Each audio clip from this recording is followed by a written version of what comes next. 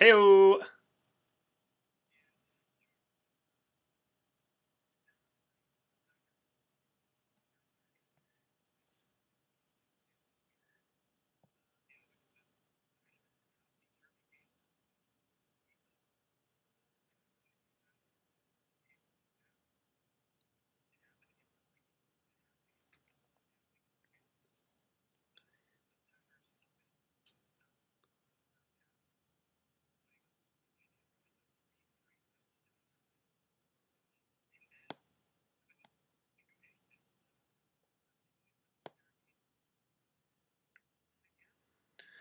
I think, yeah, I mean, we've seen this a couple times, to your point. The last couple times, it really pissed me off. Maybe the correlation is we ended up winning this game. So, like, overall, it's like, okay, a win's a win. Maybe not the prettiest win, but we got the win. But I think what really happened was, as you know, the podcast is growing and we're getting more and more folks listening to it. And it must be that the Green Bay Packers offensive line listened to our latest episode of key players. And for the first time in like 4 weeks, neither one of us brought up the offensive line because apparently we were taking them for granted. Uh, I don't know what happened, but in that second half, we decided to just give up sack after sack after sack, and for the first time all year, our offensive line just seemed like completely, um, you know, completely out of their element, and just gave Aaron the hardest time. I mean, to me, that really, you can talk about a lot of different things, but I think it really boiled down to Aaron under pressure, Aaron getting back to just looking at one receiver, and then us not countering that with maybe more runs, like LaFleur mentioned, and we could talk about that a little bit later. But offensive line, I thought was kind of the key misstep here in our game against the Panthers.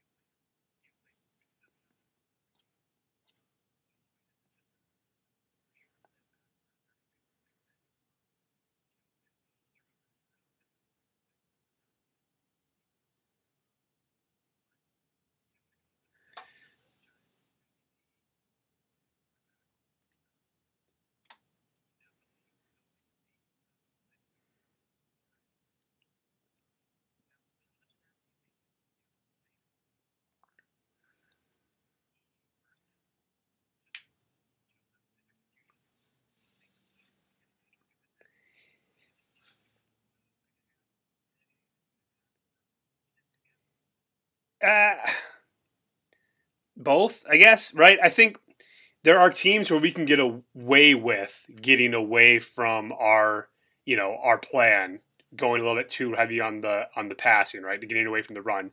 And there are definitely teams we can get away with that. I got to remind everyone the Carolina Panthers were in just about every game that they've lost this year. They're not anything flashy and fantastic, but we're seeing it all around the league, and we're going to talk more about this later. But every any given Sunday, right? Every in the NFL, it's the most parity than any other major sport league, and just because we're supposed to on paper dominate a team doesn't mean that's always going to happen, right? So I think I think I'm going to blame a little bit of everything, but then also not be too hard on any one, if that makes sense. Just because, yes, we should have committed to the run a little bit more. I think Matt LaFleur thinks, and I think Aaron Rodgers even said something to that extent. But then back to the offensive line, I just think they in particular just had more of an off night, and they weren't getting any help from the play calling. Right, if it is a run, dropping back and defending against a pass rush, play after play after play, is one of the hardest things the offensive line can do. Right, when they can do some of those shorter run plays, it's more of a it's not as hard on their bodies. So I don't want to pick on one versus the other necessarily because I think kind of both were to blame.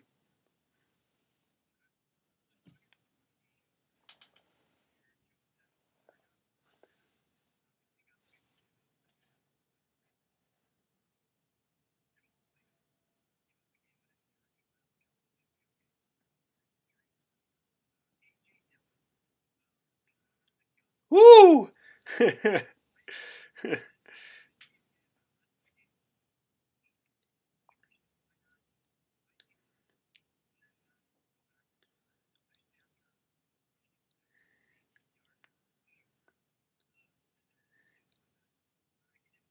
Yeah, you're right. I mean, I think everyone was wondering that. It's like, holy crap, he just kind of went off there. There's got to be. I mean, we're not in the room, right? There's got to be some kind of trust issue or something that he's showing in practice where he's not. They're not ready for him to take a lot of reps, right? If we're up by three touchdowns, maybe we would have seen more of him. But like just based on what you just said, I just feel like they're not idiots, right? If they weren't like, oh shoot, why didn't we do that more? Like it's got to be he's showing something in practice and or whatever it is. Maybe he's got a fumble problem we don't know about or something where they just weren't ready to put. Yeah,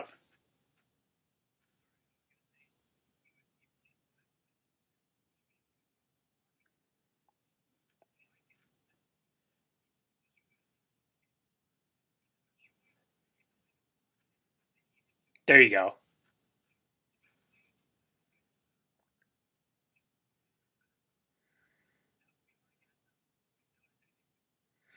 Yeah, I just went to fumbles because that seemed like the most ridiculous, not the most jarring thing to say. But yeah, I mean, you're right. I mean, he's putting something on tape that clearly isn't earning him time, even when our second running back goes down. Right? It's there's something there that makes them concerned about putting him in.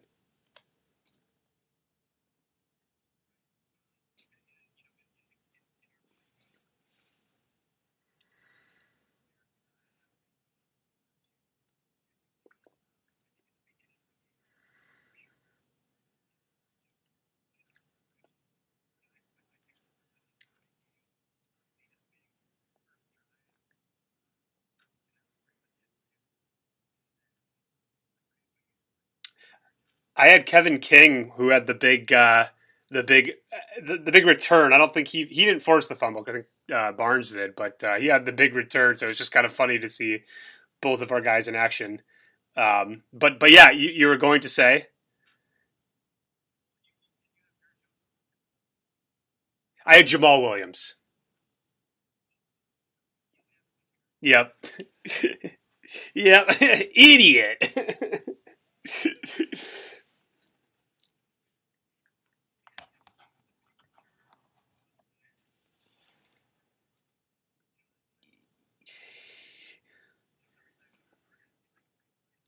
Yep, it did. It did. And I don't know what to make of that. And it's frustrating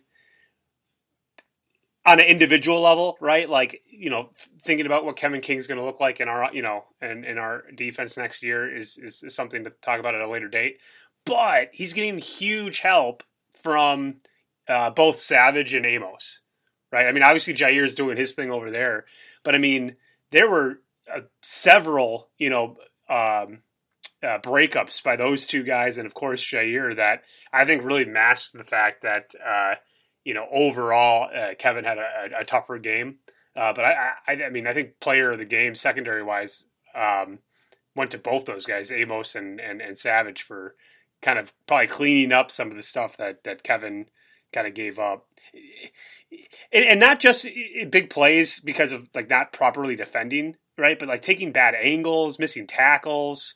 Just it's just frustrating. Like proper, football 101 that obviously we all demand from our NFL superstars.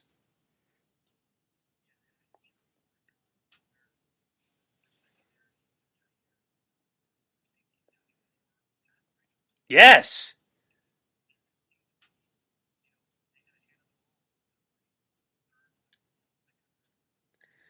was I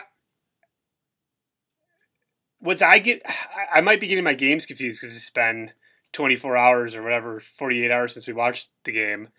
Um, but it was just this Panther game where we had like three in a row breakups, right? Like properly defended, like just three and out, boom, boom, boom, all hands in the ball from either Amos, Savage, or Jair.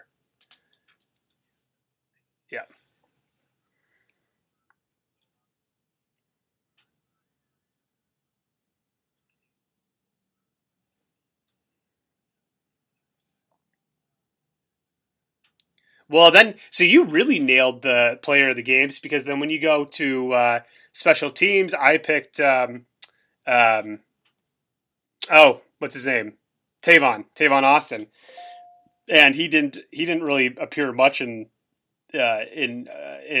as a factor in terms of special teams. But you went Mason Crosby, and for a second week in a row, wow, Mason came in big for us.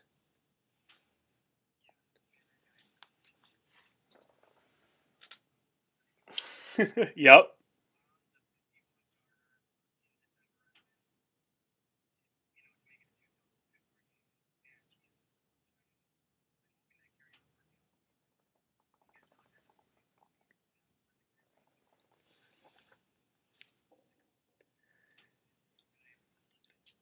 Come on, man. Well, that's my theory. That's my theory on why we're letting these games get closer than they should be. They just want Mason to feel that like that pressure, that intense moment before a kick, and they want him to do that in a regular season game, and doesn't want to do that right away in a for the first time in a long time in a postseason game. So I think that's why we allowed these teams. Exactly. Thank you. Exactly what I'm going for.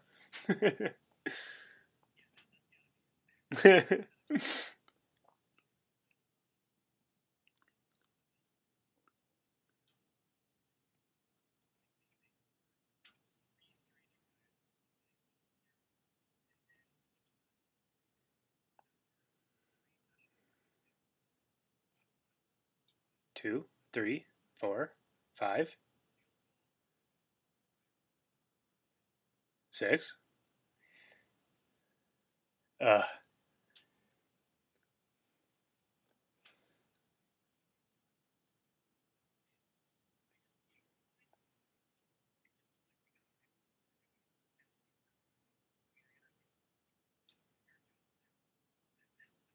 mm-hmm.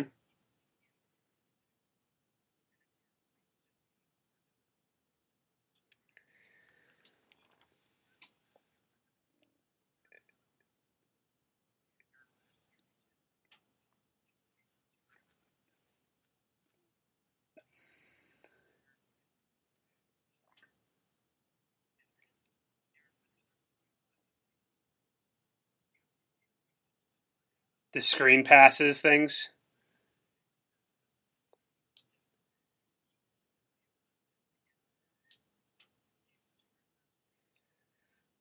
I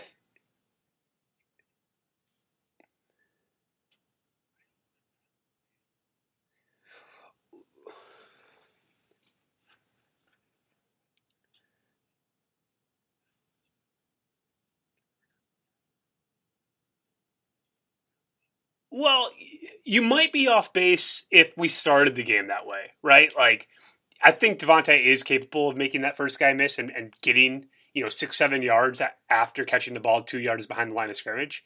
But because we were struggling getting the ball downfield and the defensive line's ears were pinned back and they were going after Aaron, that'll really allowed their defensive safeties, their defensive corners to really play downhill. And what I mean by that is they were just running basically. I mean, they were anticipating that throw out to Devontae. As soon as they saw his hips open up, I mean, the guys are crashing down on him because at that point in the game, it's almost like we lost all confidence to go downhill. So they weren't even concerned. They were selling out to the short pass because I mean the announcers were highlighting it. They were Aaron at a certain point. I don't know if it was the whole game or just the second half, but he was averaging like 4.4 yards per pass attempt of that was the furthest he was trying to throw the ball down the field.